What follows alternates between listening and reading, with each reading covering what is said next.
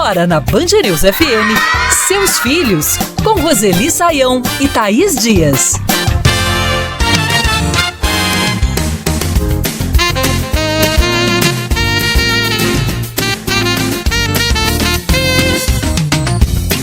(26 de junho) é Dia Internacional de Combate às Drogas. E os Seus Filhos, em versão ampliada, vai abrir espaço para debater o assunto. Só para vocês terem uma ideia, em 20 anos, o consumo de maconha, por exemplo, cresceu 245% entre jovens com idades de 13 a 18 anos nos Estados Unidos. Por aqui no Brasil, os adolescentes consumiram mais drogas lícitas e ilícitas, de acordo com o IBGE. O uso de bebidas alcoólicas aumentou 60%, já a experimentação de drogas chegou a uma alta de 12%. A partir de agora, vamos ouvir jovens, pais, professores e especialistas sobre o tema. Eu, Thaís Dias, fico na sua companhia, sempre por aqui, acompanhada dela, Roseli Saião. Oi, Roseli, tudo bem? Tudo certo, Thaís. Vamos em frente juntas. Vamos nessa. Eu também quero falar. Uma jovem que pediu para ter a voz distorcida fala que o acesso às drogas entre adolescentes é muito fácil. O acesso a drogas no Brasil é algo muito fácil para jovens de classe média alta e daí para cima. Sempre tem um amigo de amigo, digo isso pela minha experiência e vendo as pessoas ao meu redor. Quando eu tive contato com maconha pela primeira vez, pelas primeiras vezes eu contei para os meus pais, no início foi uma reação meio, eles ficaram assustados. Roseli, a gente ouviu uma adolescente falando dessa facilidade para ter acesso, tanto a drogas lícitas quanto ilícitas. E como é que a gente prepara o filho, para essa fase da vida em que a experimentação é quase um instinto, Eles querem provar coisas novas, experimentar sensações diferentes.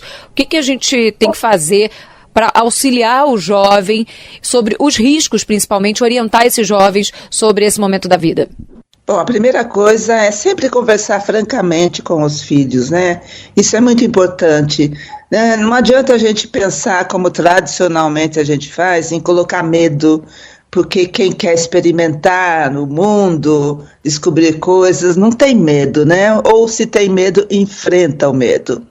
E a segunda coisa é lembrar, Thaís, que vivemos no mundo do consumo, E a família que estimula o consumo de qualquer coisa estimula o consumismo. E é por isso que é tão fácil para os jovens ter acesso às drogas, porque está aí para ser consumida, então vamos consumir.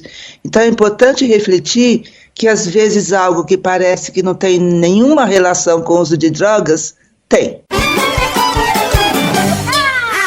Que sufoco! Uma mãe que pediu para não ser identificada conta pra gente como descobriu que o filho consumia drogas. Através da mudança de comportamento e onde ele se tornou mais agressivo, E eu fiquei assim, arrasada, sem chão, sem saber o que fazer. Mas aí eu procurei ajuda com os familiares, com pastores que já tinham experiência, com isso. E participei de reuniões onde me deu suporte. Roseli, e o que fazer quando a gente descobre que o filho faz uso de drogas lícitas ou ilícitas? Primeira coisa, Thaís, é conversar com o filho e mostrar que sabe, que tem essa informação, que tem esse conhecimento. Muitos pais têm medo de falar para o filho que descobriu, ou porque verificou rede social, ou porque mexeu escondido nas coisas deles. Não pode, O filho precisa confiar nos pais e precisa ter a noção clara de que os pais querem cuidar dele e por isso é que vão ter essa conversa. Então é importante sempre, com o adolescente, antecipadamente combinar com ele, Olha, de vez em quando eu vou olhar as suas redes, o seu celular, eu vou pedir para você me dar para eu dar uma olhada, porque o mundo é cheio de riscos e às vezes pode acontecer de você não conseguir avaliar os riscos. E a escola? Diz o quê? espaço aberto para o professor Ivo Arja, que dá aula em escolas municipais e estaduais do Rio de Janeiro. E ele conta pra gente como costuma trabalhar esse tema das drogas em sala de aula. A escola faz um trabalho muito bom de web rádio com o pessoal da UFRJ. Tivemos uma dessas web rádios exatamente sobre o tema drogas. Perguntas eram feitas pelos alunos, tinha ali a possibilidade de uma alternativa para debate. Nós procuramos sempre trabalhar a partir de alguns exemplos onde eles busquem identificação, abrimos para um debate, ter a possibilidade de ouvi-los e entender. Roseli, a escola ela tem um papel fundamental, né, no debate sobre esse tema, na conscientização desses jovens. Verdade, Thaís. Muitas famílias acham que escola não é lugar para discutir drogas. É o melhor lugar, porque a escola trabalha com conhecimento formal, não trabalha com opiniões, não trabalha com eu acho isso, isso causa isso, muitas notícias falsas que saem. Então é bem importante que as famílias façam uma parceria com a escola, apoiando a iniciativa como essa que o professor contou, bela iniciativa, principalmente porque ele termina dizendo é importante ouvir os alunos. Eles têm curiosidades, eles têm alguns conhecimentos que precisam ser reorientados, e é por isso que é tão importante a escola trabalhar com esse tema, mas sempre de maneira planejada.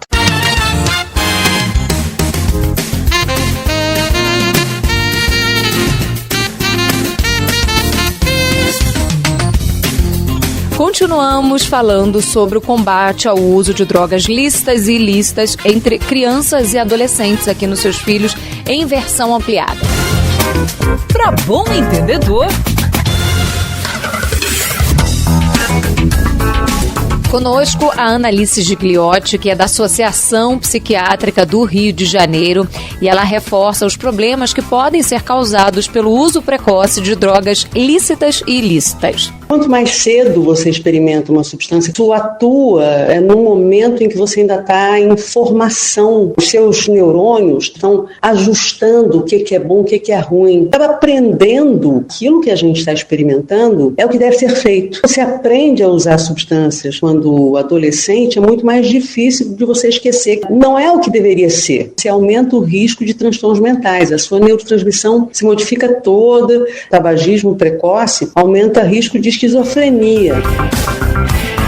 Roseli, é importante a gente também entrar nesse debate ouvindo quem entende do assunto, né? Especialistas que se debruçam sobre esse tema do uso de drogas, os impactos, os efeitos, para poder entender sobre esse uso precoce, sobre essa experimentação precoce que pode, como ela disse, ter um impacto muito significativo na vida adulta desse jovem. Isso, e vamos lembrar também, Thaís, que não são só as drogas ilícitas que estão em jogo, as lícitas também, né? Os pais precisam tomar muito cuidado no sentido de evitar que o filho perceba que a família costuma consumir muitos remédios. Remédio é uma droga, né? Então, muitos pais solicitam para o pediatra algum remédio para coisas simples que poderiam acontecer sem medicação. Então, é importante lembrar que qualquer tipo de droga afeta, assim, precocemente o desenvolvimento da criança. Vamos navegar! Roseli, qual é a dica que você traz pra gente? Tudo que os pais e até os professores querem é um material bom e sério para saber como lidar com filhos e com alunos a respeito desse tema que é delicado, que é polêmico e que muitas vezes faz com que o professor ou o pai ou a mãe omita opiniões em vez de usar o conhecimento. Na internet, no site igarapé.org.br, basta procurar um artigo cujo título é Material orienta pais e professores que querem falar sobre drogas. E aí vão encontrar o link para puxar o material, que são livros, né? 2 livros, um para pais e outro para professores. E o melhor de tudo, é gratuito, Thaís.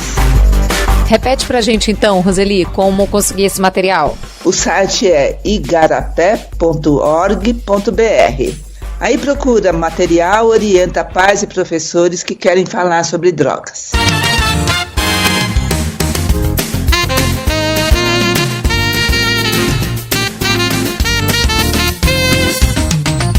Você conhece todas as suas emoções? Sabe dar nome a elas? E mais, você sabe lidar com os seus sentimentos? É difícil, né?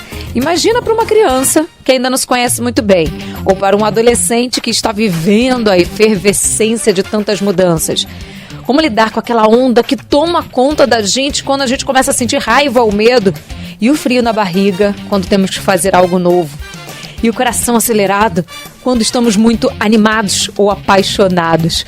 Os Seus Filhos em Versão Ampliada vai ajudar pais e filhos a exercitarem a empatia, a tentar compreender um pouco melhor os sentimentos. O autoconhecimento é uma bela lição que podemos aprender e também ensinar aos nossos filhos.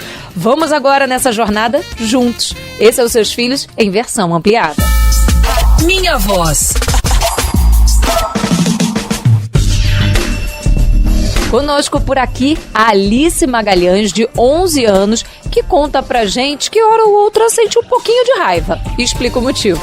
O que me irrita muito, quando o meu irmão fica implicando comigo toda hora, que é quase todo dia, quando eu tenho muito dever de casa, de tal matéria, quando eu tenho muito, e quando eu vou fazer uma coisa que eu tô com muita vontade de fazer e não sai, da forma que eu queria, vou pintar, vou desenhar alguma coisa e o desenho sai horrível.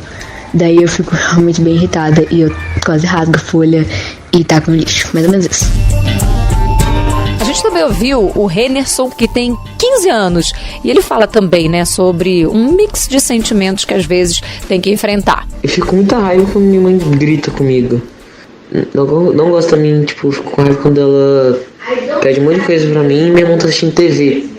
Por exemplo, não gosto também de não conseguir fazer as coisas. Por exemplo, algum exercício que eu não consigo fazer, eu fico na dúvida e fico bravo comigo mesmo. E até mesmo de estou fazendo alguma coisa e dar errado. Eu fico morrendo de raiva também. Roseli, quando a gente traz, né, essas falas, é importante a gente deixar claro aqui um detalhe que eu mencionava agora há pouco. Autoconhecimento, aprender a nomear o que a gente sente, a lidar com o que a gente sente, é uma bela lição, né, pra gente passar pros filhos. Isso, o autoconhecimento, Thaís, que a gente fala tanto, né, a respeito, é muito importante, é o primeiro passo para a gente e para as crianças e para os jovens adolescentes aprenderem quem sou eu e como eu trato comigo mesmo, ou seja, aquilo que a psicologia chama de autorregulação. O autoconhecimento leva ao autocontrole ou autorregulação. É importante eles saberem que sentem raiva, irritação, medo, tristeza, e é importante saber como impedir que esses sentimentos tornem a vida deles muito mais difícil. Eu também quero falar. Conosco por aqui a jornalista Priscila Moreira, que afirma que tenta ensinar os filhos a lidar, né, com tantos sentimentos, aprender a nomear e até estabelecer alguns limites. Vamos ouvi-la. São tarefas difíceis, né? Você ensinar os seus filhos a lidar com a frustração e com a raiva, né? Porque são sentimentos bem intensos, né? A gente ensina os filhos a lidar com a frustração quando a gente define um limite. Eles precisam entender, os nossos filhos, que eles não podem ter tudo a hora que querem. Então, saber dizer não é importante. Nós somos espelhos para os nossos filhos, então é preciso conversar, é preciso estabelecer combinados, né, para que esses momentos de raiva se tornem aprendizados. Roseli, eu queria pegar uma frase que ela usou. Nós somos espelhos para os nossos filhos. No que diz respeito aos sentimentos também, porque muitas vezes eu imagino a criança confusa, né? A gente vai ali tentar resolver uma situação, dar limite, e aí agora há pouco a gente ouviu dando um grito ou falando mais alto. Se a gente não consegue entender, nomear e lidar com os nossos sentimentos, como é que a gente é o espelho para o filho? Isso mesmo, aliás, eu ia chamar atenção exatamente para isso que você notou. O depoimento do adolescente dizendo, né, que se sente muito mal quando a mãe grita com ele.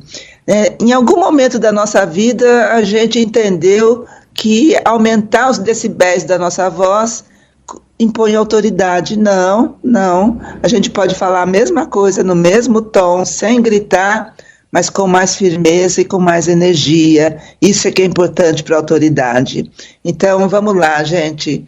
Os nossos filhos e os nossos alunos nos observam atentamente. Então, vamos ver como é que a gente se comporta e com o nosso comportamento, o que a gente ensina a eles. E a escola? Diz o quê? Por aqui agora, a orientadora educacional Ronivônia Oliveira. Na nossa escola, a gente tem a prática de trabalhar o emocionário, que é um dicionário de emoções que nos ajuda a entender melhor o que se passa em nosso coração: prazer, ódio, entusiasmo, insegurança, orgulho e muitos outros sentimentos. São representados por ilustrações inspiradoras e explicados de forma simples e delicada. Então, nós temos o hábito de fazer as rodas de conversas, onde as crianças elas têm a oportunidade de falarem aquilo que elas estão sentindo. Roseli, a escola também tem esse papel de auxiliar na compreensão do autoconhecimento, dos sentimentos? Isso, Thaís, isso mesmo. Não podemos mais pensar, aliás, já faz tempo, na escola como transmissora de conhecimento. Não, é muito mais do que isso. A gente precisa ensinar os alunos a pensarem e a se conhecerem, porque o autoconhecimento é fundamental para a identidade, né, da criança, do adolescente, e sabendo, entendendo a sua identidade, se direcionar melhor nas suas relações. Então, a escola tem sim esse papel ela conhece muitas metodologias e estratégias para ajudar o aluno a se entender e fazer essa viagem, né, do autoconhecimento que vai até o fim da vida. Vi e curti. Qual é a dica que você separou sobre esse assunto pra gente, Roseli? Hoje eu estou de dupla, 2 dicas. A primeira é para rever pensando nesse autoconhecimento, né? A família toda, não só as crianças, devem rever juntas a animação Divertidamente. É ótima, todo mundo sabe. E a família toda também pode ver um outro filme, que parece que é mais indicado para adulto, mas as crianças e os adolescentes também podem curtir bastante e pensar muito. Lion, Uma Jornada para Casa.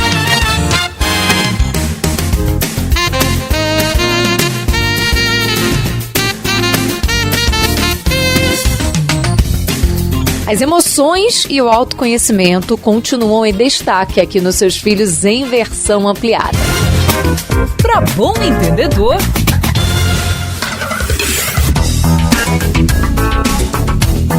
espaço aberto para a psicóloga Raíssa Abreu. Quando pais, cuidadores ou professores conversam com as crianças e adolescentes sobre seus sentimentos, a primeira informação que é transmitida para esses jovens é: você é importante para mim, eu me importo com os seus sentimentos. Passando a mensagem para esses jovens, eles valorizarem o que sentem e não os desprezarem. Passa a ideia do eu acolho. Conversar sobre os sentimentos com crianças e adolescentes os ajudam a fazer melhores escolhas, a mostrar para essas crianças e adolescentes nessa relação como vínculo, afeto, carinho, atenção, validação.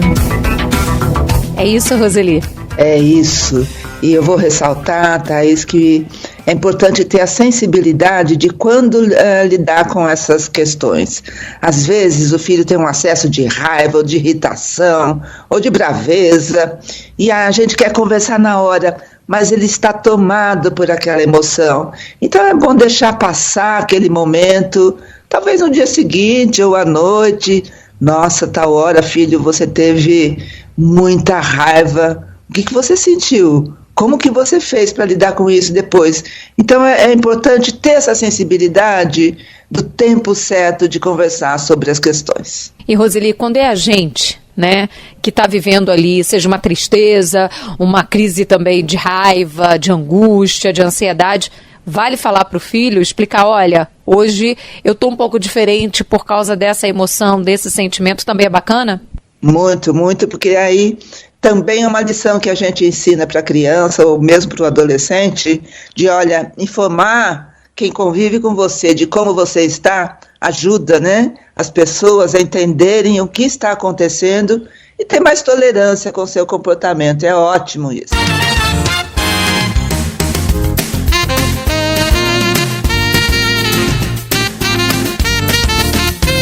Ter um filho é um desafio enorme e navegar nesse oceano pela primeira vez não é nada simples. Os marinheiros de primeira viagem precisam de apoio, de acolhimento, de troca de experiências. Normalmente, a chegada desse filho, além de muita adaptação, traz também muitas dúvidas, muitos medos, muitas preocupações, e nossas bússolas são os livros, os filmes, os programas de rádio, como Seus Filhos em Versão Ampliada, sites, blogs, outras mães conversando conosco, e a gente vai abrir espaço exatamente para falar sobre a maternidade e a paternidade de primeira viagem. Bora junto? Primeira viagem. A Vitória Barbosa é mãe de primeira viagem e divide conosco um pouco dessa experiência. E mãe é a construção. Embora a sociedade fale que a mulher tem um instinto de mãe, na verdade, assim como nasce o bebê, também nasce uma mãe naquele momento. Então, é nos desafios de todos os dias que a gente se descobre mãe, que a gente se encontra. Nas delícias também, porque é uma delícia. É um desafio e uma delícia todo dia ser mãe, principalmente de primeira viagem. Roseli, quando a gente tira essa ideia de um instinto ou de uma transformação imediata que surge na gente depois que o filho chega e entende realmente, como disse a Vitória, que é uma construção, né, e reconstrução ao longo da vida, fica mais leve, né, essa maternidade, principalmente a maternidade de primeira viagem. Muito mais, é mais tranquilo, né? Porque as mulheres, ainda nós temos muita gente que acha que é uma questão instintiva, né? Que deixa o filho nascer e daí eu vou saber o que fazer. Não, não é assim.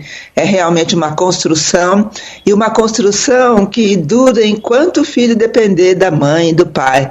Porque o filho muda, ele cresce, ele passa por etapas muito diferentes de desenvolvimento, e cada etapa, cada idade exige uma mãe diferente, um pai diferente. Pronto, falei.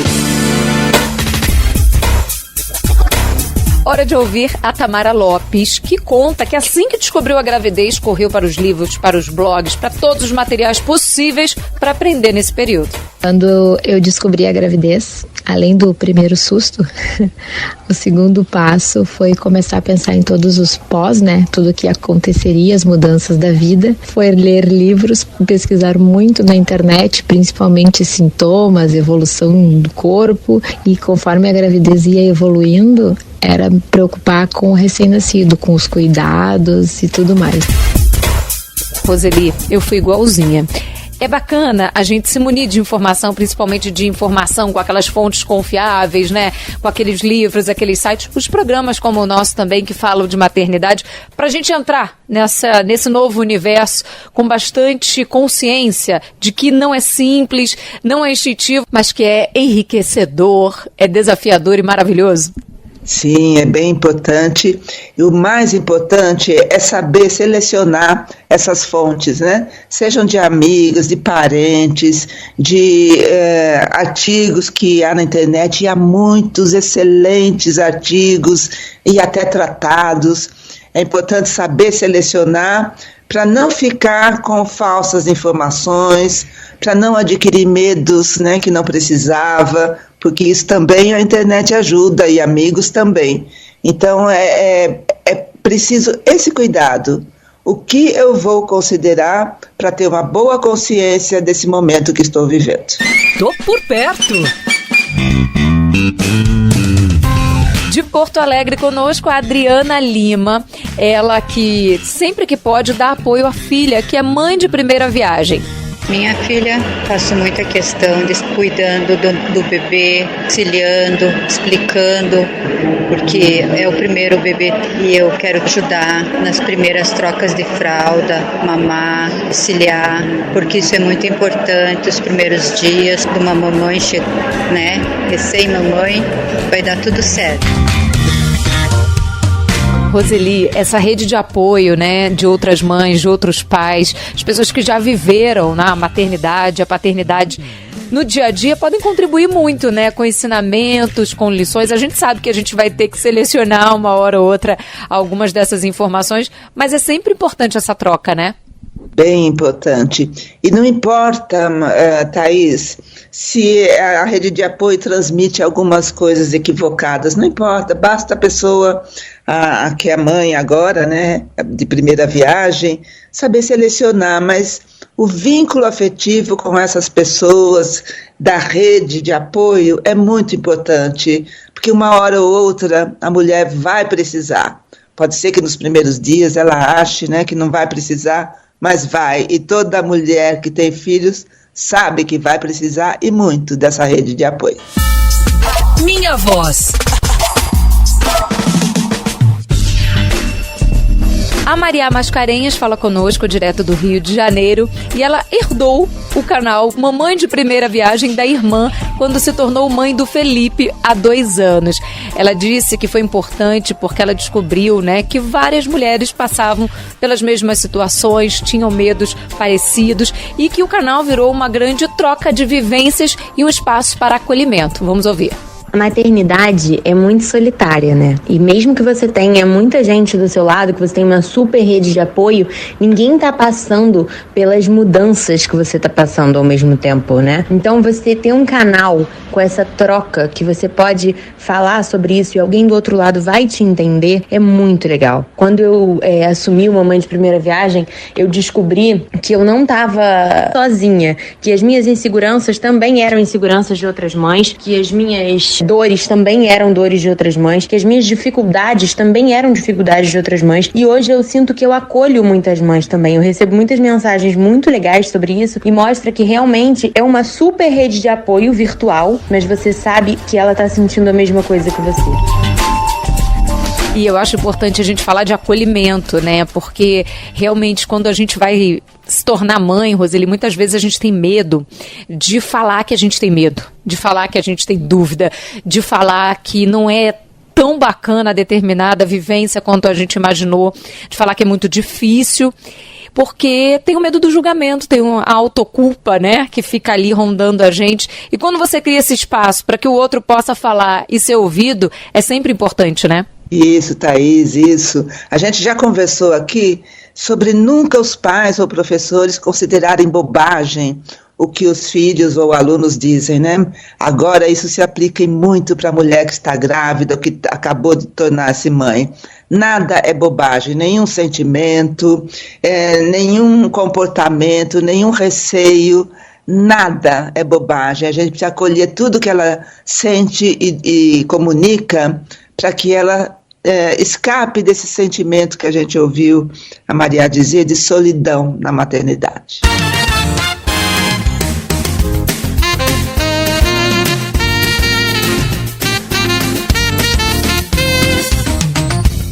Os pais e mães de primeira viagem continuam em destaque por aqui nos Seus Filhos em versão ampliada. Vamos navegar!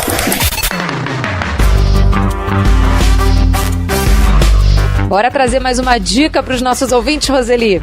Sim, você sabe que uma vez eu conversei com um casal que estava esperando o nascimento do filho e o pai, né, o futuro pai, disse assim: eu não posso fazer nada, eu tenho que esperar ele nascer para fazer alguma coisa. Mas não, o pai participa e deve participar ativamente do período de espera no nascimento. Então eu escolhi um artigo que está na internet que dá dicas em especial aos pais. O título do artigo é exatamente 5 dicas para pais de primeira viagem. O site é leiturinha.com.br. Leiturinha.com.br é o site que a Roseli menciona e o artigo 5 dicas para pais de primeira viagem. Se quiser participar conosco, dividir uma experiência, fique à vontade. Pode nos buscar nas redes sociais, @ThaísBDias, Thaís com H, ou @Roseli Saião, Roseli com Y, Saião também. Pode nos mandar um e-mail, seusfilhos@bandnewsfm.com.br. Para ouvir mais uma vez o nosso programa, é só acessar o site da Rádio Band News FM ou também você vai nos encontrar nos principais tocadores de áudio. Fique à vontade para compartilhar. Agradeço muito a sua companhia, ouvinte da Band News FM, diariamente nas nossas colunas e também aqui no nosso programa em versão ampliada. E agradeço, lógico, a minha companheira pelos ensinamentos, Roseli Saião. Beijo pra você, Roseli. Até semana que vem. Até semana que vem, Thaís. Um grande beijo pra você e muito carinho pros nossos ouvintes. Agradeço ainda a produção da Luana Pereira e a sonorização do José Antônio de Araújo. Continue ligado porque os seus filhos, você já sabe, é só aqui na Band News FM.